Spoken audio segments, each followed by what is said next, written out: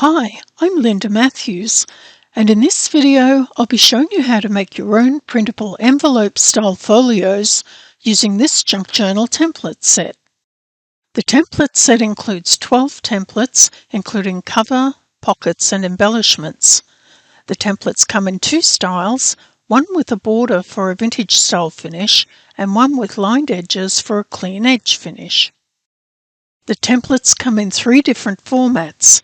The PDF format is easy to print and can be used with your own printed papers or scrapbook papers.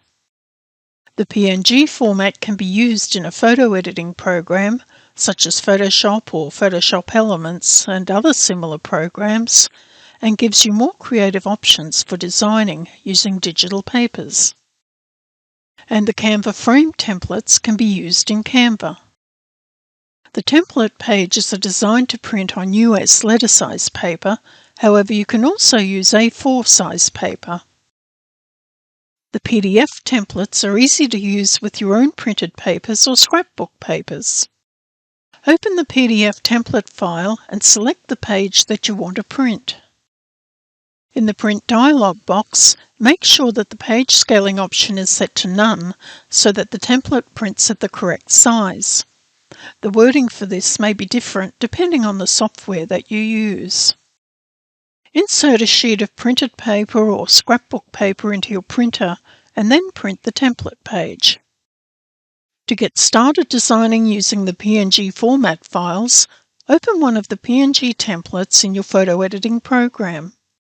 I'm using Photoshop Elements, however you could also use Photoshop or Photop, which is a free Photoshop alternative, or any other similar type of program. Then add a digital paper and move it to a layer underneath the template layer. To add the digital paper, you can use the menu commands to select, copy and paste, or simply drag the image out of the frame and onto the document. You can use one digital paper to create your design, or you can use multiple papers and align them within the individual elements.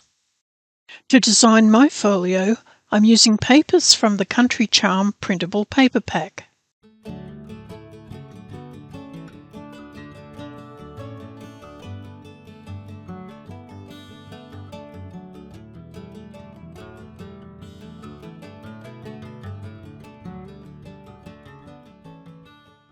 If one of the papers overlaps another, use a layer mask to hide the overlap. To use a layer mask, select the layer, then click the layer mask icon. Select a hard brush and make sure that the opacity is set to 100%.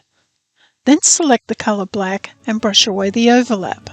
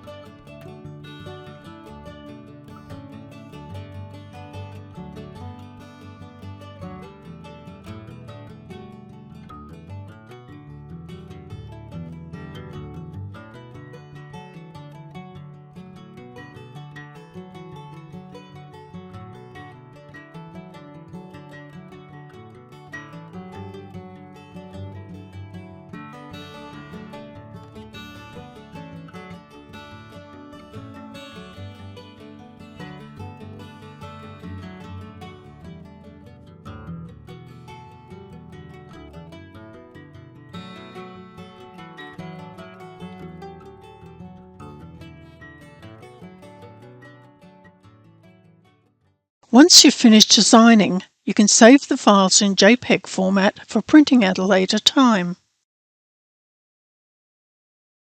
As well as designing in programs like Photoshop, you can also design in Canva using the Canva frame templates. To get started, log into your Canva account. Then click the link to the Canva template. You can find the link in the document that's included with your download. The Canva frame templates include individual frames for each of the pieces, as well as the overlay templates, which have fold and cutting line guides, and the vintage style border. To upload your digital papers, you can use the Upload Files button and select the files from your desktop, or drag the files out of the folder and drop them onto the Canva editor. You can use the templates in several different ways. You can add one paper to cover the whole of the background area. To do this, click on the thumbnail, then move the paper to the top left corner and resize to cover the background area. You can use the Control or Command keys on your keyboard to prevent the paper from snapping into the frames. Then move the template overlays to the top layer. To do this, click on the background paper, then click the Position button on the top menu. Select the Layers tab, and then you can drag the layers into the correct order. The template overlays are located underneath the frame layer. Simply move one of them to the layer above the digital paper layer. You can also insert papers into each individual frame.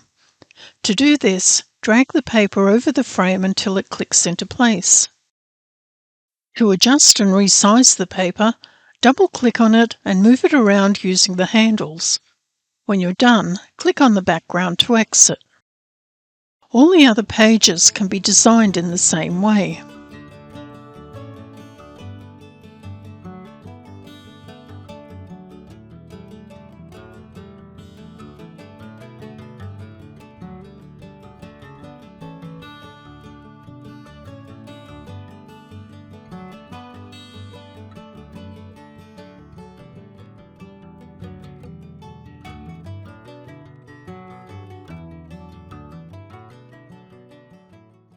Once the design is completed, you can save it for printing.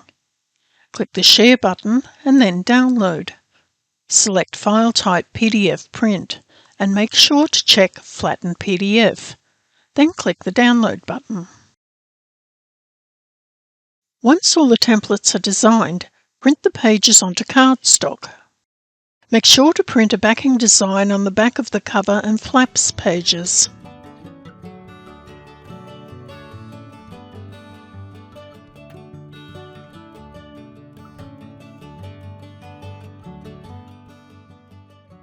Make creases along the guidelines on the cover and flaps, then cut out all the pieces.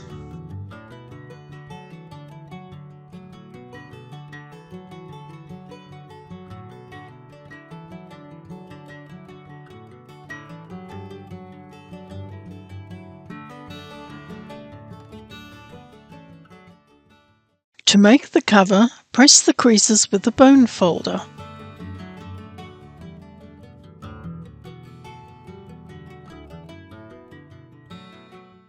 Then glue the cover insets to the outside of the cover.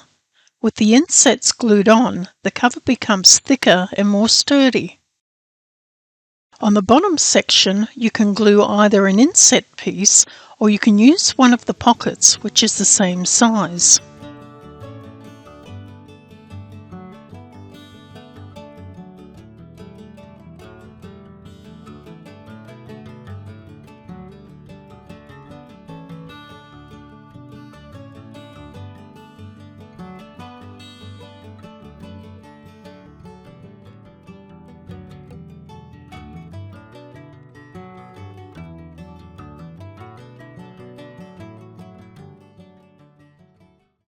To attach the pockets, use narrow strips of double-sided tape or a thin line of liquid glue along the side and bottom edges.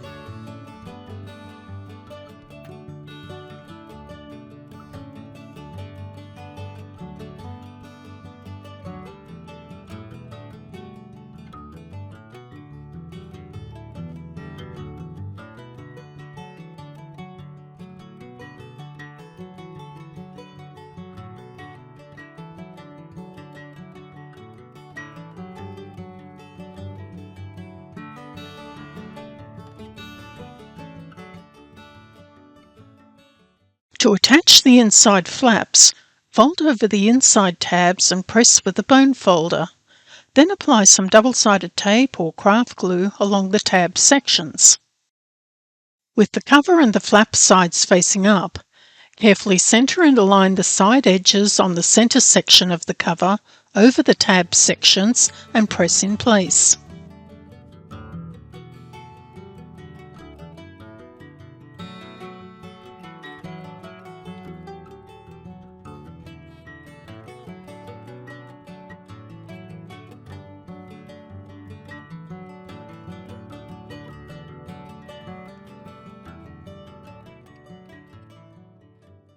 There are lots of different types and sizes of pockets that you can use in many different ways to make your folio, and this is just one example of how you can place them.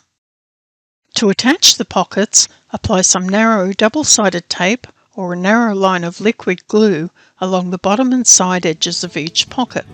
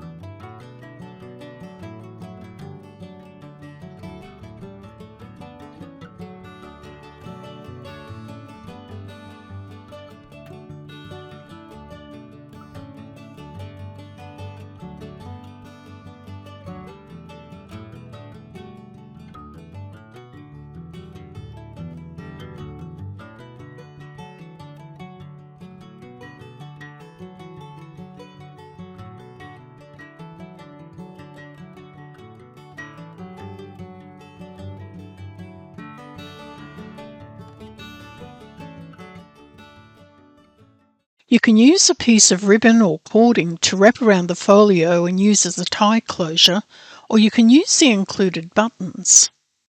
To make the buttons, first cut out the circular pieces. I find it easier to do this using a 1-inch circular hole punch. If you turn it upside down, you can easily see where to punch out the circles. Then glue 3 circular pieces, one on top of the other. To finish off, punch a hole in the middle using a bookbinding awl or some other sharp tool, then apply some ink to the edges using an ink pad applicator. There are enough circles to make 2 buttons, but I'm only using 1 on this particular folio. You could use 2 buttons and attach the second button to the bottom section, then wind some cording around the buttons in a figure 8 to use as a closure.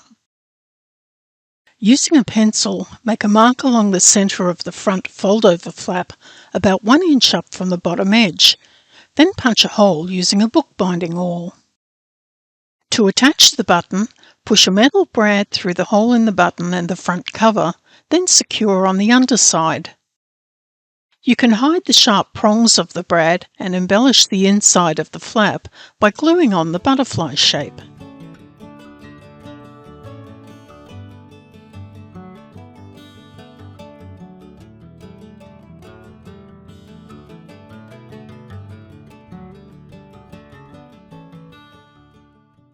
To finish the closure, make a slip knot at the end of a length of cording and attach it to the button. Then wind the cording around the folio and then around the button. Once the folio is completed, you can then embellish with the included cards and other pieces of ephemera.